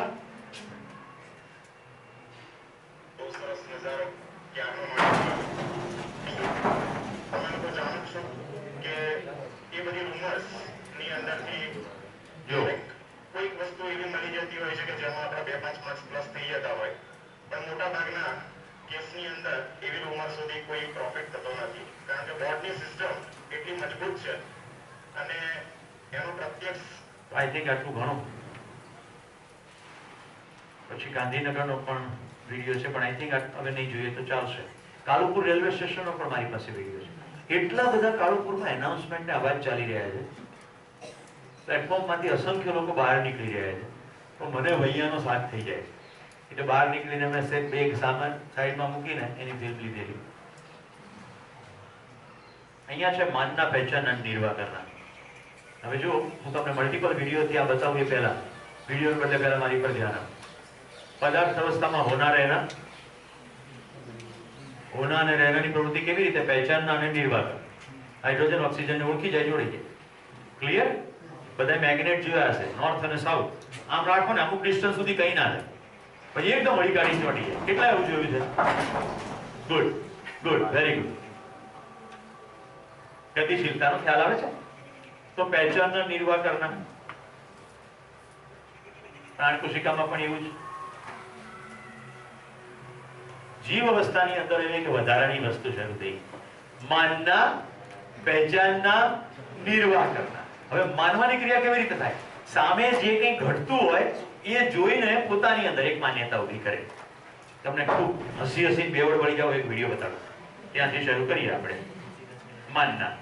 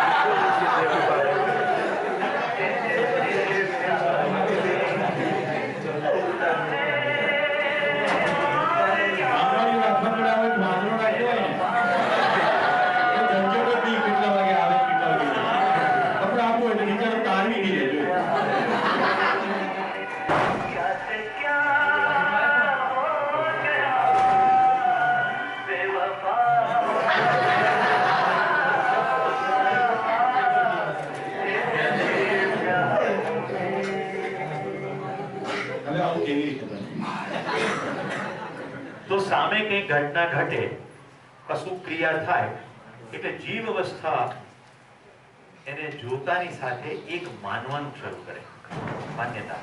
અને પછી માનના પહેચાનના નિર્વાહ કરતા. તો કેમ્પસાઇટ ઉપર વાસણો અને કપડાની સફાઈ કેમ્પરોને કરતા જંગલમાં જોઈને જંગલના વાંદરાઓ આવી રીતે એની કોપી કરવાનું શરૂ કરે. માનના પહેચાનના નિર્વાહ કરતા. જોઈએ બીજું એવું?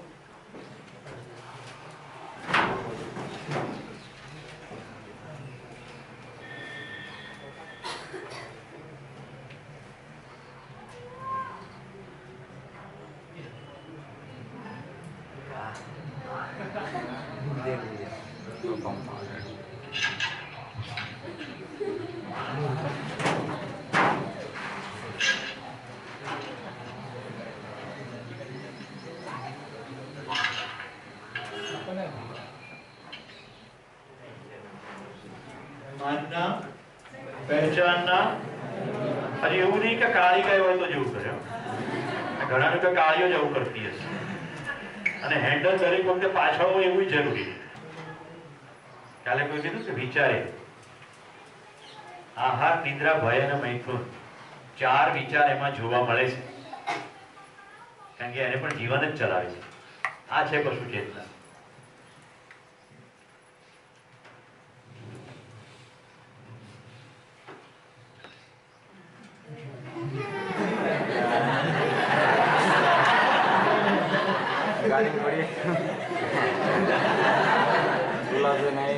मानना, पहचानना, निर्वाह करना.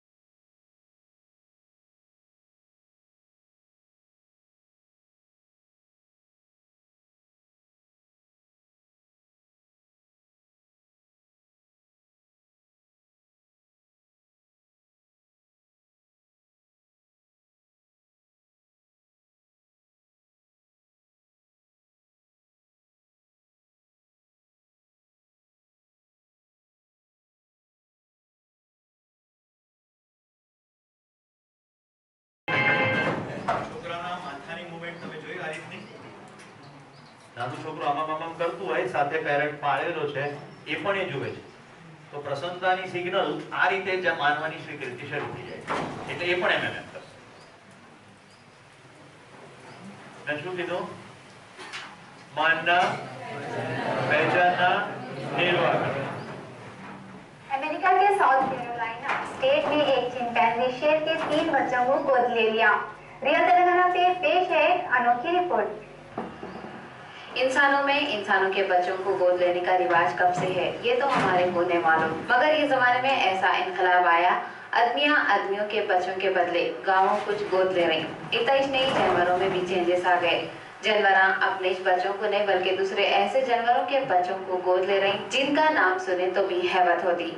अमेरिका के स्टेट कैरोलिना के जू पार्क में एक चिंपैंजी शेर के 3 बच्चों को गोद लिया। उन्हें शेर के बच्चों को अपने बच्चों के जैसा चाहता, उनके दुख सुख भूख प्यास का ख्याल रखता। शेर के बच्चे भी उसको अपना बाबा समझ के लाड़ा करते रहते।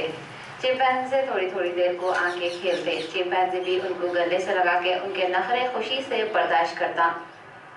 इतना ही नहीं बल्कि बच्चों को भूख लगी तो जैसा एक अम्मा या बाबा अपने बच्चों को शीशी से दूध पिलाते, वैसे ही चिंपैंजी भी शेर के बच्चों को शीशी से दूध पिलाता। बहरहाल चिंपैंजी वो सब करता जो इंसान अपने बच्चों के साथ करते। एक ऐसे दौर में जब इंसानों का हक मार के खा रहे, अलग अलग किस्मों के जानवर एक दूसरे का ख्याल रख रहे, और ये मोहब्बत दिखावे की ये खुद गरज मोहब्बत नहीं है। क्या जमाना आ गया, इंसानों को जानवर इंसानियत सिखा रहे।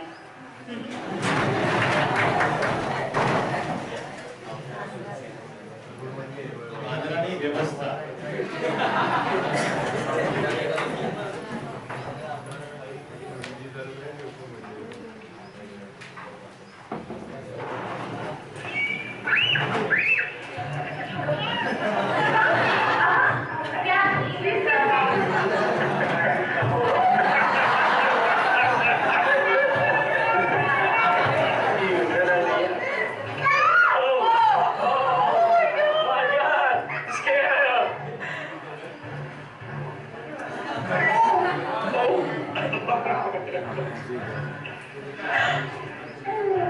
Say hi, kitty.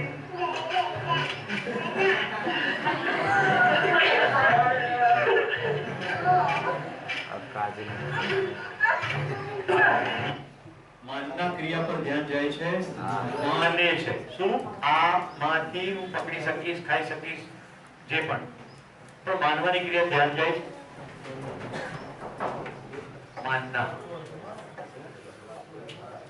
ખોરાક માને, ખોરાક તરીકે પહેચાને અને ખોરાક તરીકે નિર્વાહ કરે. આહાર, નિદ્રા, ભય, મૈથુન 4 પ્રવૃત્તિ જે છે એમાં માનના, પહેચાનના, નિર્વાહ કરતા. આપણે કોની વાત અત્યારે કરી રહ્યા છીએ? જીવ અવસ્થા. જો જીવ અવસ્થા જોતા જોતા પોતાની અંદર ડોક્યુ કરતા રહે, જો આપણી અંદર માનવાની ક્રિયા ચાલ્યા કરે તો આપણે કઈ અવસ્થા છે?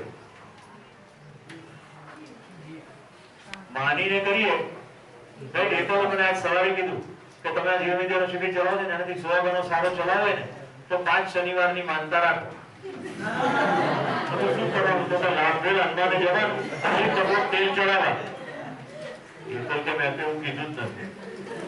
એ તો મને ખોટું લગાડશે.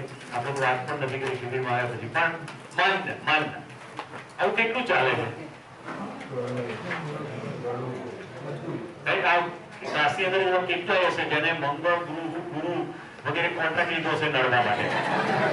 એ લોકો વિવિધ પ્રકારના વિકાસ બતાવ્યા. ખબર નહીં માનના શું માને છે કે આ નડે? શું નડે છે? ગ્રહ નડે છે કે પૂર્વગ્રહ નડે છે?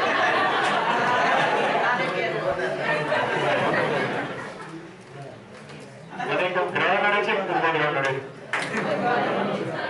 ગ્રહ નડે છે કે પૂર્વગ્રહ નડે છે? કેવું પૂર્વગ્રહ? ખબર નોકરી નથી મળતી ને એ પૂર્વગ્રહ. અને ક્રેડિટ કોને આપવાની? મંગળને કારણે નોકરી. પોતાની રીતે ડોક્યુ કરતો જ નથી. 2 વખત 4 કરતા આવડતું નથી, ક્યાંથી કોઈ નોકરી આવડ તો હોવી જોઈએ ને. કુશળ માણસોને ક્યારેય ખાવા પીવાના પ્રશ્નો હોતા નથી. સરકાર ભલે બિચારી કૌશલ્યવર્ધન કે પણ આપણા મગજમાં કલ્યાણ રાજ્યની એવો કન્સેપ્ટ ઘૂસી ગયો છે કે સરકાર માય બાપ છે ને આ મોઢામાં ખવડાવે તો જડબું બી ખોલવું નથી, એ બી એમ ખોલી નાખી દે એવી વૃત્તિ આપણે ધરાવવા લાગે છે.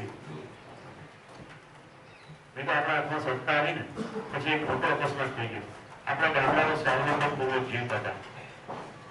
મને યાદ છે મારા બાલ્યાવસ્થાનો એક પ્રસંગ. ખાડામાંથી દાણા ઘરે આવ્યા તે દાદાજી બધાને વહેંચણી કરતા હતા કે ભાઈ આટલું ધનજી સુથારને ત્યાં પહોંચાડો, આટલું મોહન લુહારને ત્યાં પહોંચાડો.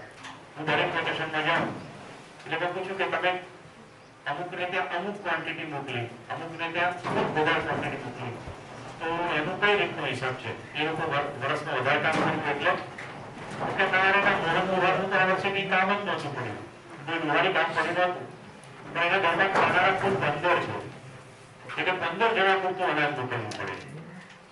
અને ધનજીને ત્યાં 3 જ જણા છે, એને આખા વર્ષ દરમિયાન ઘણી બધી વાર આપણા હેલ્થ રિપેર કર્યા, એ બધા સાધનો રિપેર કર્યા, પણ ખાનારા 3 છે તો 3 પૂરતું મોકલવું પડે. હું તો શહેરમાંથી કહેતું, પણ મને એટલી અક્કલ આવી એ વખતે કે મારા બધા ગામના જેટલા લોકો છે એને પોતાના પરિવારના માનીને વાત કરીએ. અહીંયા નાણાંનો હિસાબ એને શું કામ કર્યું એના બદલામાં છે નહીં. પછી એકવાર સવારમાં તો મારું સૌરાષ્ટ્રમાં ગારિયાધાર પાસે ગામ છે, તો મારા દાદીમાં કે ભાઈ વેકેશનમાં છોકરાઓ આવ્યા છે એને ખાવા દેજો, પણ ચા ન મૂકતા, એટલે ઘરમાં ચા ના મળે.